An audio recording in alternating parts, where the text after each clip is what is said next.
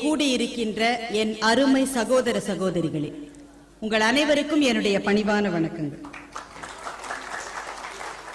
என்னடா அங்கதான் ஒரு மைக் இருக்கேன், அதை விட்டுட்டு இங்க ஏன் வராங்கன்னு சில பேர் யோசிக்கிறாங்க.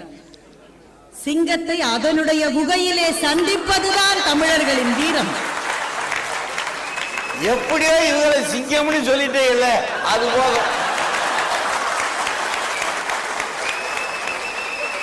நடுவர் அவர்களே, சிங்கம் கொஞ்சம் அசிங்கப்பட்டு இருக்கு, அதனாலதான் இங்க வந்தோம். சரி, அது நாங்க குவைட்டுக்கு வந்தோம். ஏர்போர்ட்ல இருந்து எங்களை கார்ல அழைச்சிட்டு போறாரு ஒரு சகோதரர். அவர்கிட்ட பேசிட்டு இருக்கும் போது அவர் சொன்ன சம்பவத்தோடு தான் நான் இப்ப ஆரம்பிக்க போறேன். அவர் சொன்னாரு, ஒரு தமிழ்கார பையன் ஜெயில போட்டாங்க, அவரை போய் பார்த்து காப்பாற்ற முடியுமான்னு பார்த்துட்டு நான் இப்ப வரேன் உங்களை கூட்டிட்டு போக.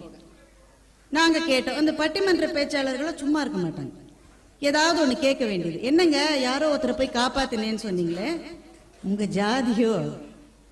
தெரியாது. என்ன ஜாதிலாம் தெரியாது. உங்க மதமா? இல்ல இல்ல, அவர் வேற மதம், நான் வேற மதம்.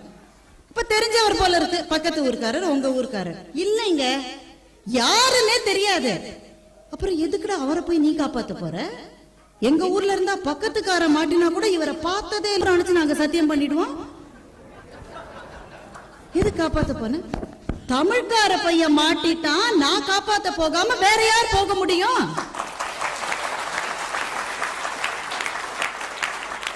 நடந்ததை சொல்றேன். பர்வீன் சுல்தானா அவர்களே, தாயின் மடியிலே இடம் இருக்கிறதுன்னு சொன்னீங்களே, இருக்கு.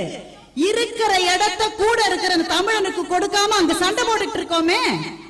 ஜாதியால் பிளந்திருக்கின்றோம், மதத்தால் பிரிவுபட்டிருக்கின்றோம், இந்த ஊரு அந்த ஊருன்னு அடிச்சிட்டு கிடக்கிறோம். ஆனால் கடல் கடந்து இங்கே வந்த பிறகு ஜாதி என்ன, மதம் என்ன, மொழி என்ற ஒன்று உங்களை இணைத்து போட்டிருக்கிறது.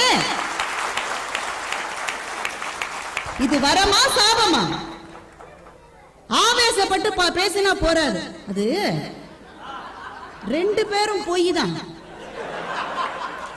அதுல பர்வீன் சுல்தானா நல்ல பொய், இன்னொரு பார்ட்டி அராஜகமான பொய்.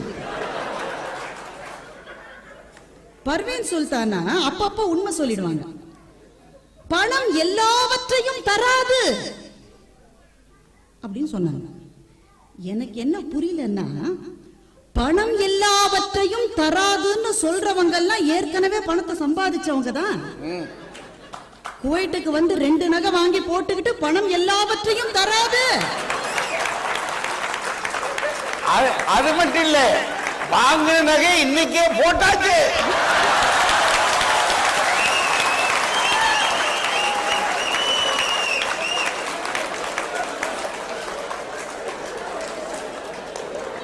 இப்ப பர்வீன் சுல்தானா பண்ணதுக்கு பேரு போட்டு வாங்குறது. பணம் எல்லாவற்றையும் தராதுன்னு பணத்தை சேர்த்தப்புறம் சொல்றீங்களா? பணம் இல்லாம ஓட்டாண்டியா நிக்கிறானே, அவன் அதை சொல்லுவானா? கொஞ்சம் யோசிச்சு பாருங்க. அருப்புக்கோட்டைக்கு பக்கத்துல கிராமமும் இல்லாம நகரமும் இல்லாம ஒரு ஊரு. கூலி வேலைக்கு போகின்ற தகப்பனும் தாயும், வீட்டுல 3 பொம்பளை பசங்க, 2 ஆம்பளை பசங்க. ஒரு குந்துமணி தங்கம் அந்த வீட்டிலே கிடையாது. சொந்தக்கார பையன் ஒருத்தம் கூட எட்டி பார்க்கவே மாட்டான். அந்த குடும்பத்திலே இருந்து ஒரு மகன் கிளம்பி இந்த ஊருக்கு வரான். 2 வருஷங்க, அக்கா 2 பேர் கல்யாணம் பண்ணிடுவான். நடக்கிறதா இல்லையா? ஓலை கீற்றுகள் வேந்த அந்த வீடு கார வீடா மாறிடும். தான் இங்கே கஷ்டப்படுறான்னு இல்லையா வேற விஷயம். ஆனால் அந்த தகப்பன் 55 வயசாயிருச்சு, இனிமே அவரால் வேலை செய்து தங்கம் சேர்த்து 3 பெண்களுக்கு கல்யாணத்தை இந்த ஜென்மத்துல செய்ய முடியாது. அவன் கழிக்க வேண்டிய கடனை கழித்த தன்னுடைய மகனை பார்த்து ஆனந்த கண்ணீர் வடித்து நிற்கிறாரே ஒரு தந்தை. அந்த தந்தையின் பார்வையில் இந்த மகன் வரமா சாபமா? பதில் சொல்லுங்க. அதெல்லாம் பேசிட்டு இருக்கோம். பணம் எல்லாவற்றையும் தந்து விடாதுன்னாக்க சம்பாதிச்சுட்டு அது சொல்லக்கூடாது. வேலைக்கு வழி இல்லாதவர்கள் அதை சொல்லுவார்களா? அதெல்லாம் நீங்க பேசணும். எங்க ஊர்ல வார்டு கவுன்சிலரை கூட எதிர்க்க முடியாதவன் இங்கே இருக்கின்ற முரட்டு மனிதர்களை எப்படி எதிர்ப்பான்? பர்வீன் சுல்தானை கேட்டேன். நீங்களும் புரியாம கை தட்டினீங்களா இல்லையா? உங்களுக்கு என்ன தெரியாதுன்னா, பார்க்க முரடாக இருக்கிற இந்த ஊர் மனிதர்கள கோயில்ல வச்சு கும்பிடலாயா நம்ம வார்டு கவுன்சிலர் எல்லாம் வச்சு பார்க்கும்போது? அதுக்குதான் ஒருத்த கவிதை எழுதினா, எங்கள் ஊரில் ஒருவர் ஊராட்சி உறுப்பினரானார், ஒன்றிய தலைவரானார், எம்எல்ஏ ஆனார், எம்பி ஆனார், அயல் நாட்டு தூதரானார், அமைச்சரானார், இறுதி வரை ஒரு முறை கூட மனிதராகாமலேயே மரணமானார். இந்த மாதிரி ஆசாமிகளை ஊர்ல நாள்தோறும் சமாளிப்பது கஷ்டமா, இங்க இருக்கிற ஆட்களை சமாளிப்பது கஷ்டமா? மனசாட்சியோட யோசிச்சு பாருங்க நீங்க. பர்வீன் சுல்தானா 2 பொய்யில இது நல்ல பொய்ன்னு நான் சொன்னேன் இல்லையா? அது ஏன்றத நான் சொல்லணும். அவங்கள அறியாம ஒரு உண்மை வந்தது. கல்யாண மார்க்கெட்ல கிராக்கி ஜாஸ்தின்னு ஒத்துக்கிட்டாங்களா இல்லையா? அது உண்மை இல்லையாங்க? ஊர்ல ஒரு குடும்பங்க 2 பொண்ணுகளையும் கட்டி கொடுத்துட்டாங்க. ஒரு மாப்பிள்ள குவைட்ல வேலை செய்யறாரு, இன்னொரு மாப்பிள்ள லோக்கலா வாத்தியாரா இருக்கு. எந்த மாப்பிள்ளை வீட்டுக்கு வந்தால் மரியாதை என்று மனசாட்சியோடு தயவு செஞ்சு யோசிச்சு பாருங்க. இங்கே கடல் கடந்து வாழுகிற வாழ்க்கை உங்களுக்கு ஊரிலே மரியாதையை ஏற்படுத்தி தருகிறது என்பது உண்மையா இல்லையா? மறந்து பேசாதீங்கம்மா. கல்யாண மார்க்கெட்ல கிராக்கி ஜாஸ்திங்க. அவங்க தான் ஒரு தடவை எனக்கு சொல்லி கொடுத்தாங்க, எனக்கு அது தெரியாது. இந்த மாதிரி விஷயங்கள் அவங்களுக்கு தான் தெரியும். இந்த மாப்பிள்ளை இருக்காங்க இல்லையா, இங்க வந்து வேலை செய்யறவங்க 3 வகையா, ஆப்பமா, தோசையா, இடியாப்பமான்னு கேட்பாங்க. ஆப்ப மாப்பிள்ளையா, தோசை மாப்பிள்ளையா, இடியாப்ப மாப்பிள்ளையா? ஆப்ப மாப்பிள்ளைனாக்க கல்யாணம் முடிஞ்சு பொண்ணை இங்கேயே கூட்டிட்டு வர ஆளு. ஏன் தெரியுமா? ஆப்பத்தை திருப்பியே போட வேணும், ஒரு பக்கம் தான் போடணும். வந்தாச்சுன்னா இங்க செட்டில் ஆயாச்சு. இது ஆப்ப மாப்பிள்ளை. தோசையை திருப்பி திருப்பி போடுவோம் இல்லையா, அது 2வது டைப். அவர் இங்க இருந்துட்டு மனைவிய ஊர்ல வச்சுட்டு போய் போய் வருவார், அது தோசை மாப்பிள்ளை. 3வது இடியாப்பம். வீசா கொஞ்சம் சிக்கலா இருக்குன்னு அர்த்தம். இதுல என்ன பியூட்டினா, ஆப்ப மாப்பிள்ளைனா 100க்கு 100, 100 பவுன் நகை, 1 லட்சம் ரூபாய் ரொக்கம் இல்லையா? தோசை மாப்பிள்ளைனாக்க 50க்கு 50, 50 பவுன் நகை, 50,000 ரொக்கம். இடியாப்ப மாப்பிள்ளை கெட்ட கேடுக்கு 30 30 பவுன் 30,000 ரொக்கம். ஊர்லயே வேலை செஞ்சா இதுல எதுலயும் இல்லையம்மா. ஊர்லயே வேலை செஞ்ச மாப்பிள்ளை நொசத்து போன பழைய சாதங்கள். மரியாதையும் மதிப்பையும் பணம் தருகிறது என்பது வாழ்க்கையினுடைய கசப்பான உண்மையே ஒத்துக்கிறதுல உங்களுக்கு கஷ்டம்.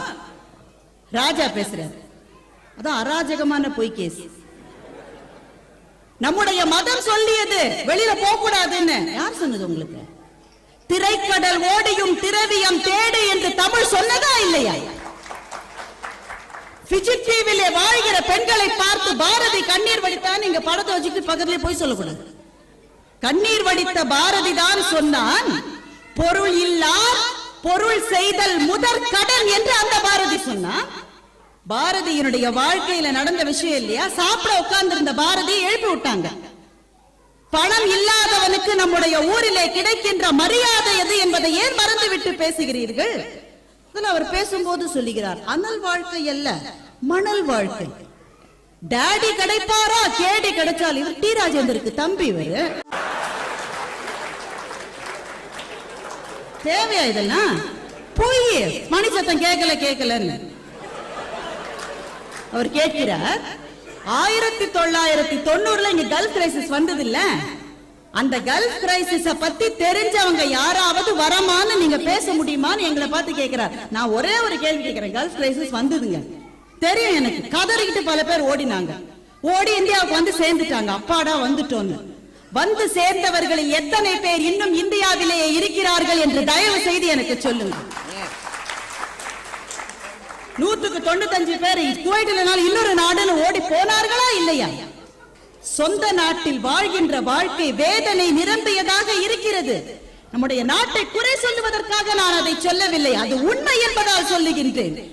ஏஎம்ஐ படிச்சுட்டு 750 ரூபாய்க்கு அம்பத்தூர் தொழில்பேட்டையிலே ஃபிட்டராக டர்னராக வேலை செய்து கொண்டிருப்பவர்கள் எத்தனை பேர் என்பதை மனசாட்சியோடு யோசித்து பாருங்கள். அங்கே கிடைக்கிற 750 ரூபாய் சம்பளம், ஒரு வருஷம் எக்ஸ்பீரியன்ஸ் ஆனா கூட சம்பளம் 2000 தாண்டாது. அதே வேலையை இங்கே வந்து செய்கின்ற போது அவனுக்கு 12,000 ரூபாய் சம்பளம் கிடைக்கிறது, 5,000 ரூபாய் ஓட்டில அவனுக்கு கிடைக்கிறது.